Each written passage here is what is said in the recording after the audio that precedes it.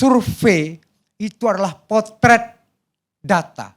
Dia bukan sebuah kebenaran yang sifatnya prediktif. Bagi orang yang memiliki moral dan etik, tanggung jawab mereka kepada publik dan kepada media mengatakan ini bukan prediksi. Ini adalah potret.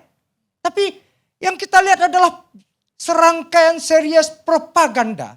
Sehingga kita nggak tahu lagi ini ular atau belut atau apa makhluk yang terjadi ini. Inilah yang kemudian harus kita letakkan. Kita nggak boleh mabok dalam hal ini. Jadi kalau toh harus bertaubat pada proses ini, yang ini yang harus kita letakkan. Kebetulan kami di DPR Bang Karni sedang menginisiasi undang-undang, revisi undang-undang BPS, Badan Statistik. Itu untuk BPS. Kenapa? Karena konteks seperti ini kemudian dia bisa membuat cacing jadi naga, naga jadi cacing. Yang hitam bisa jadi putih, yang putih bisa jadi hitam. Hajab si Rajab bin Mustajab ini. Ya. Ini yang kemudian Hom Pimpa ini yang gak tahan kita. Jadi nalar akademiknya, nalar ilmiahnya itu hilang ketika dia tidak memiliki standpoint yang clear. Nah, konteks ini yang kemudian harus kita benarkan bahwasanya sebagai sebuah orang yang bernalar ilmiah, pendekatan-pendekatan saintifik itu harus jelas. Tapi tidak kemudian bagian, bos, bro, mas, kalau jenengan itu posisinya polster, ya polster. Kalau jenengan itu konsultan, ya silahkan. Ini kan enggak, Bang Karni bayangkan bagaimana usahanya itu ngayunnya luar biasa. 3 periode mentok kejedot. Habis itu Prabowo Jokowi mentok kejedot. Sekarang 1 putar, na'udzubillahi min zalik. Yang harusnya bicara 1 putaran itu ya amin nomor 1 Bang Karni. Gitu Bang Karni. Ini kan kami tidak dalam kerangka itu. Kenapa? 1, kita lihat. Kalau kita verifikasi secara detail hasil-hasil survei yang beredar ini. Yang pertama adalah bagaimana kalau referensinya Uting dari Australia itu. 81% rakyat menginginkan perubahan. Kita breakdown itu, perubahan apa yang diinginkan oleh rakyat? Pertama, 80% itu khususnya generasi milenial dan Gen Z itu resah bagaimana problem lapangan pekerjaan kita begitu akut sekali. Dulu di awal-awal 80-an Prof, masih ingat kita awal 90-an 1% itu pertumbuhan ekonomi ekivalen dengan 800% 800 ribu penyerapan tenaga kerja. Jadi menteri tenaga kerja. Jadi menteri tenaga kerja gagal dong. Kamu diam dulu aja. Lu kan menteri tenaga kerja. Bacotmu kita gantian bacot.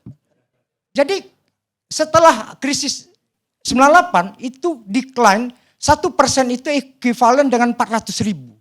Hari ini Prof, 1% itu cuma 120 ribu penyerapan tenaga kerja. Nah bagaimana konsen kita ini bukan barisan fans club yang melakukan ombus-ombus kalau bahasa Bang Uco ini kan, meniup-niup ini jadi besar. Tapi bos ini problem real nih. Bagaimana perubahan itu menginginkan lapangan pekerjaan ini terjadi. Bang Karni, harga pupuk itu luar biasa sehingga Caimin benar-benar ngomong kalau Amin ini berkuasa harga pupuk gratis gitu kan. Itu sederhana aja. Sampai ini Indonesia merdeka, pabrik pupuk kita cuma 5 Bang Karni. Cuma 5 nih. Harga pupuk mahalnya. Bang Karni sebagai orang Padang pasti protes harga cabai mahal, minta ampun kan. Jadi ini gila-gilaan nih. Nah bagaimana keluar dari proses ini. Yang kedua, harga-harga kemiskinan ini 80%. Jadi kita kembali kepada pokok soal kita. Bagaimana berpemilu ini melagakan apa yang bisa menjadi way out. Jadi bukan kemudian silau dengan fans club gemoy-gemoy gitu. Aduh mama gitu kan. Prosesnya adalah melagakan bagaimana imajinasi Indonesia ke depan yang 100 tahun Indonesia emas itu bagaimana. Dikonfirmasi dengan jejak rekamnya. Itu yang harus kita lihat dari proses ini. Jadi kata pepatah, guru kencing berdiri, murid kencing berlari. Maka kemudian apa-apa yang pernah disolidkan sebelumnya, apa-apa yang pernah kita letakkan sebagai basis etis dan common commitment dalam negara demokrasi berbasis negara hukum, ayo sama-sama kita jaga ini. Toh siapa sih yang buktinya kami partai politik ini kan sebagai kesatria untuk bertanding. Buktinya kita mendaftarkan paslon kita ke KPU, buktinya kita siap bertanding. Nggak ada orang yang mau kalah dalam pertandingan. Karena kecurangan itu seperti kentut yang tidak jelas bentuknya tapi baunya busuk sekali. Jadi kita jaga ini bersama-sama, kita no viral no justice sama-sama. Dan terakhir Bang Karni, saya ingin tutup ini dengan perkataan makan lontong Padang pakai sendok, makan lontong Medan pakai sendok dan garpu. Kalau ingin perubahan, pilih nomor 1.